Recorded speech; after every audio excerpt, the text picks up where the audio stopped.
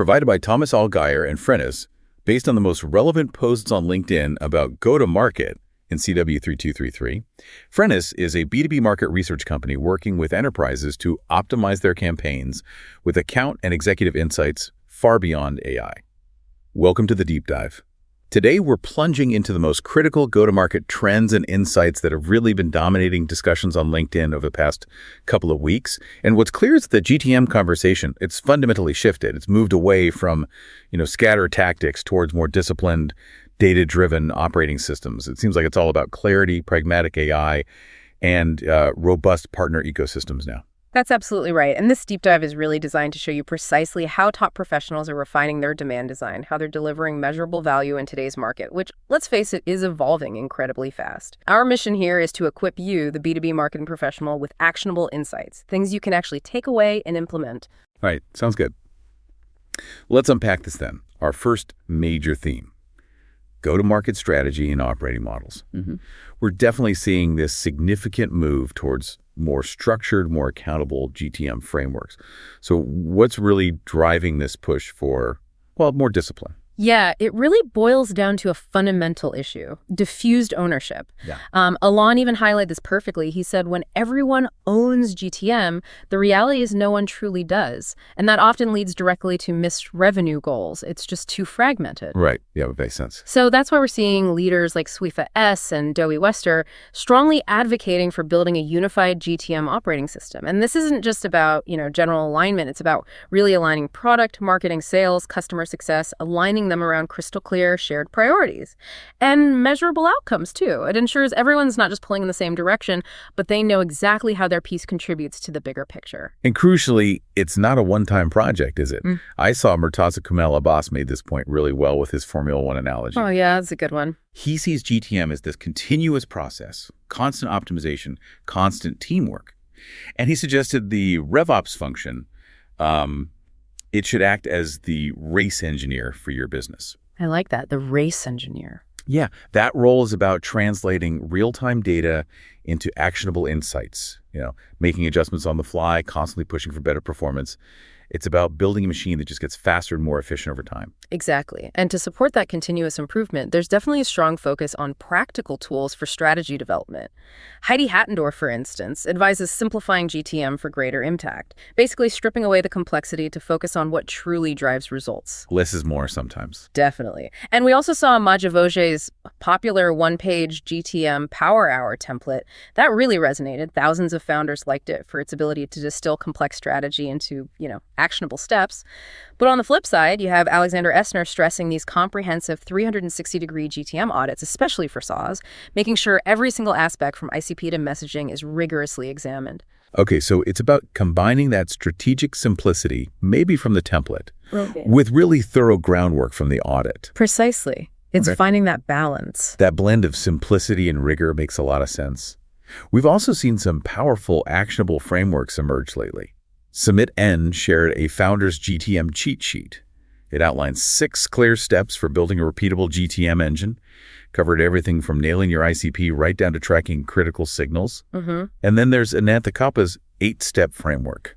Apparently, it helped a lean team unlock a remarkable $1 million in ARR in just 5 months. Wow, 5 months. That's impressive. Those kinds of tangible results really underscore the power of having a well-defined process, don't they? They certainly do. And what's particularly fascinating now is how companies are re-architecting GTM, but for much larger, more complex deals.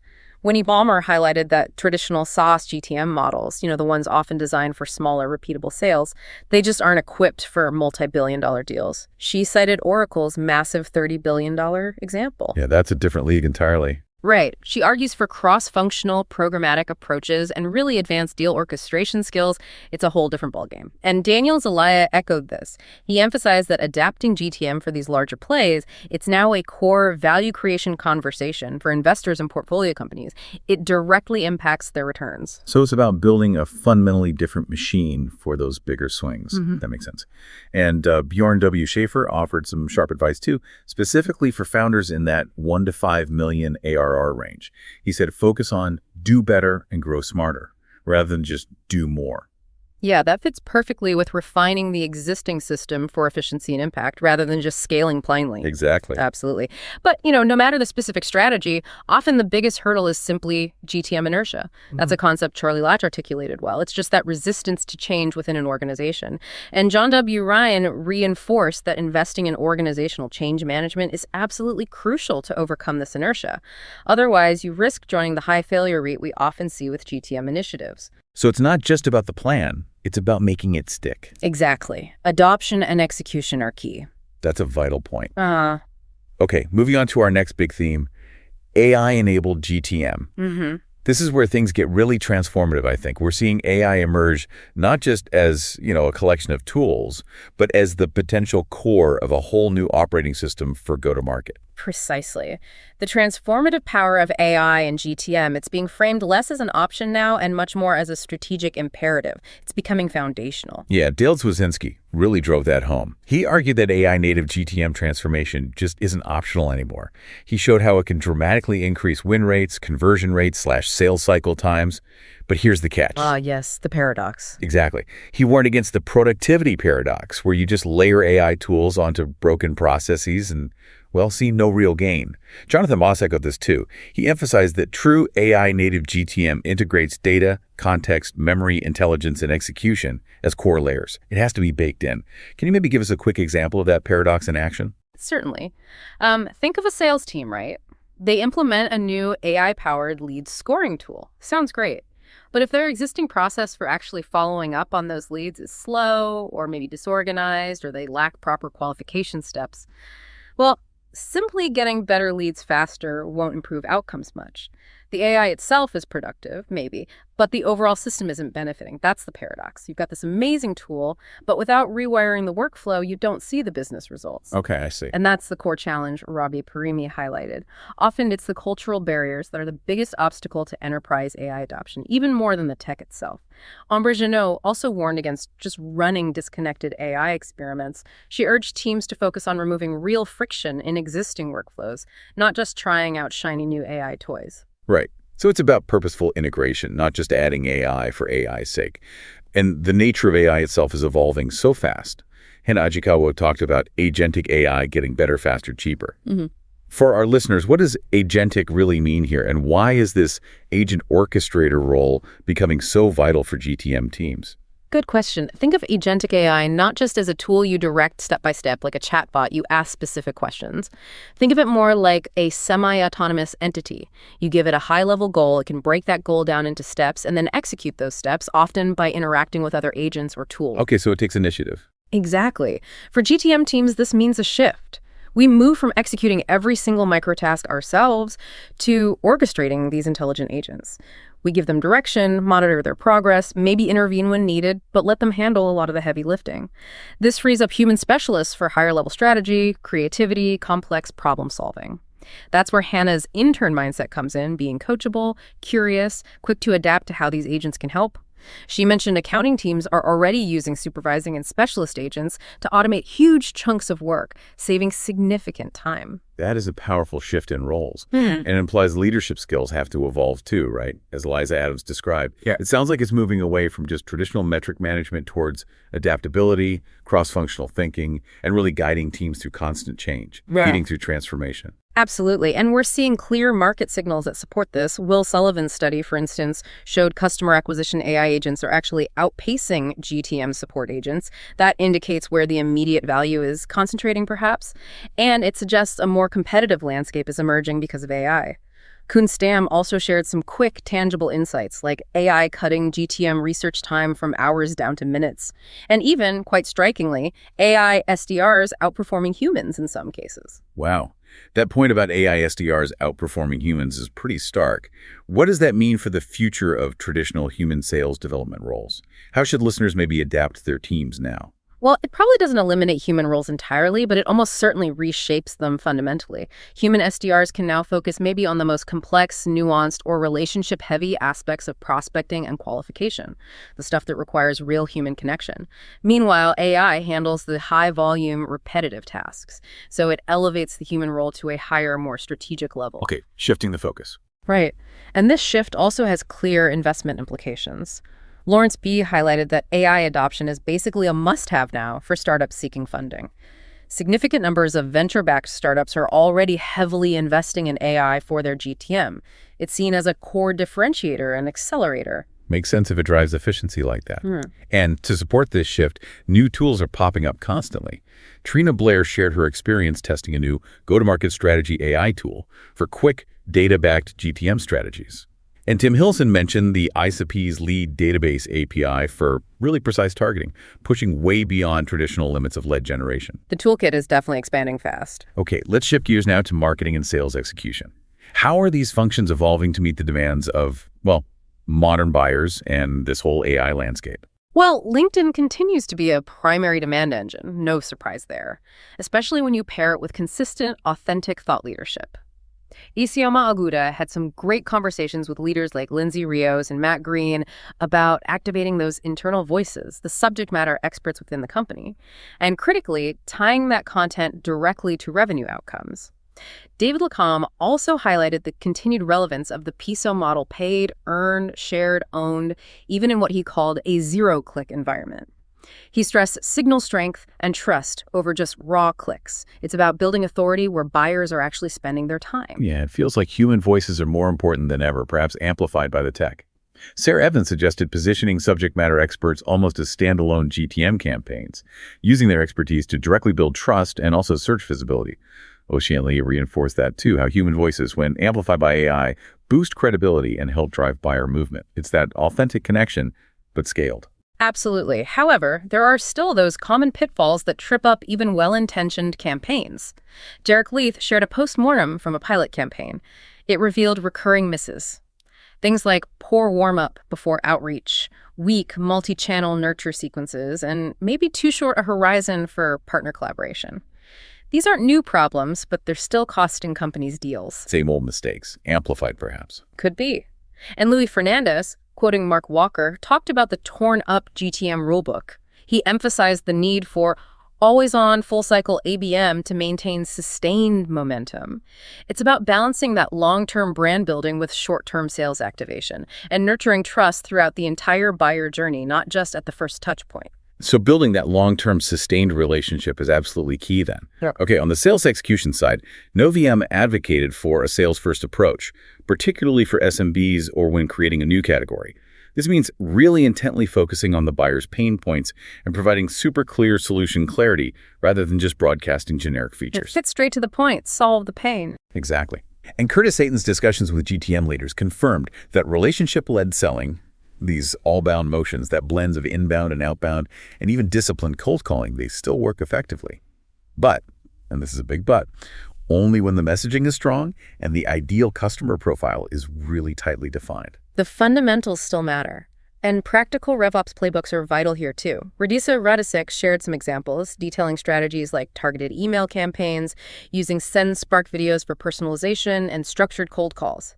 Lawrence Nice actually broadened the definition of GTM engineering beyond just outbound prospecting. He sees it encompassing acquisition, retention, and delivered value, all integrated into a single cohesive system. And Mike Kazantzis really underscored that GTM success isn't just about having the right tools, it's fundamentally about strategy, knowing what to build and why ever. The why is crucial. And AI is clearly impacting sales enablement too, right? Roderick Jefferson explained how it optimizes content usage and tracks effectiveness, helping sales teams quickly find and deploy the right assets to advance deals, making every interaction more impactful. Definitely. And all of this really ties back to that critical need for sales and marketing alignment, which, let's be honest, is a perennial challenge. Adam Mandarovich introduced an interesting concept: the closed-circuit selling, or CCS framework. He calls it a revenue alignment architecture designed specifically to fix misalignment. How does that work? It works by starting with sales actually cataloging the market, understanding the players, the needs. This intelligence then allows marketing to build precisely timed and targeted campaigns. And finally, customer success closes the circuit by feeding continuous insights from existing customers back to both sales and marketing. It creates this unified learning flow of information and action across the entire revenue engine. That sounds powerful. It's like a true feedback loop. What's truly fascinating here, I thought, was how Tom Reagan views AI. He sees it as fundamentally redefining what makes a GTM team valuable. He sees it turning traditional specialists into strategic orchestrators, elevating their role from pure execution to guiding these intelligent systems. That's a complete shift in mindset, isn't it? It really is. Which brings us nicely to our final theme, broader GTM considerations. Things like ecosystems, pricing, product integration, brand trust, the wider context. So external relationships beyond just direct sales and marketing are becoming increasingly important. Jet Tomlinson emphasized leveraging partner ecosystems as genuine growth multipliers, embedding them right into the GTM design from the start. And Kyle James suggested reframing how we think about analyst relationships, moving towards trust building for better GTM decisions, rather than just, chasing positions in industry reports or quadrants. Build the relationship, not just the ranking. Okay, and here's where it gets really interesting, I think. The strategic role of pricing. Piyush D. Bamar really elevated pricing, calling it a primary profitability lever, one that's often seriously undermanaged. He highlighted that just a 1% price increase can significantly boost profits, often far more than a corresponding increase in sales volume would. It's an often overlooked lever for growth, right? Hugely overlooked. And we're also seeing significant shifts in product-led growth and how products are launched. Alex Gluce stressed the need to balance audience fit with market size when planning product launches to ensure you hit revenue goals. Make sure the product solves a real addressable need for a big enough group. Shelley Eisen-Livnay discussed a shift in product GTM towards faster experimentation cycles and much tighter feedback loops between product and the market. Get learnings faster. Makes sense in a fast-moving market. Exactly. And Simon Walter underscored that even a great product absolutely needs great marketing to succeed. You can't just build it and expect them to come. Sophie Bonassi also shared insights from Erica Anderman on building GTM from scratch in new categories, often by focusing on strategic partnerships first to gain initial traction and credibility. Right. Borrow trust initially, and then there's the critical role of brand and trust itself. Simone Blakers used that recent backlash against OpenAI's GPT-5 launch, apparently due to unexpected personality changes in the AI. Oh, I saw that. Interesting case. Yeah, she used it to illustrate how brand trust is built on reliability and intimacy, not just technical efficacy. People expect consistency, especially from AI now. Similarly, Mahmoud Al-Ansari recounted how one marketplace redefined its success metrics. They focused on a vision-driven, customer-centric approach that really prioritized building trust and delivering tangible value above all else, showing how critical those intangible assets are. Absolutely. And this really underscores the point that strategy needs to be grounded in practical, hands-on experience. Dave Boyce highlighted that when assessing AI GTM solutions, deep dive assessments favor insights from operators, people who've actually used the tech, over just abstract frameworks. And Adam J. emphasized the immense value of learning from operators with real GTM scars. Those who've been in the trenches, made mistakes, and learned from them. Get advice from people who've actually done it. So, continuous learning from those practitioners is incredibly valuable. Amir Writer, in fact, curated a list of top B2B podcasts as intelligence reports specifically for ongoing education for revenue leaders, reinforcing that learning never stops in this field. Definitely not. And finally, just a couple more points. Marketplaces and new tools are driving significant growth for B2B services now, as Priyanka Dasgupta pointed out. Opportunities there. Monica Grease described the best GTM systems as a connected stack with distinct layers: data, execution, insight, and orchestration, creating what she calls compound intelligence. And Patrick Spistolsky added a crucial, maybe sobering point. Only a small percentage of GTM workflows truly add significant value and actually get adopted by teams. He urged everyone to focus on custom, value-adding solutions rather than generic, one-size-fits-all approaches. It's about precision and real utility. Focus on what works and what people will actually use. Okay, that was a lot. So what does all of this mean for you, the operator out there in the field? Well, it seems to boil down to a few key implications. First, you probably need to build, or at least refine, a GTM operating system, one that directly links your weekly priorities to measurable outcomes across product, marketing, sales, and CS. Second, be strategic with AI adoption. Sequence it through concrete use cases that remove real friction in your existing journeys first, then scale into a more AI-native GTM architecture over time. Don't just jump in. Third, think about replatforming your campaigns around intent creation and multi-channel nurturing. Leverage your subject matter experts and thought leadership as compounding assets. Fourth, integrate pricing into the core of your GTM strategy. Recognize it's a powerful profitability lever, and design partnerships for co-value creation, not just for reach. And finally, tie every single product release to a clear adoption plan, success metrics, and a rapid learning loop. learn and iterate fast. Great summary. And just to leave you with a provocative thought, building on an insight from Tamara Perrick.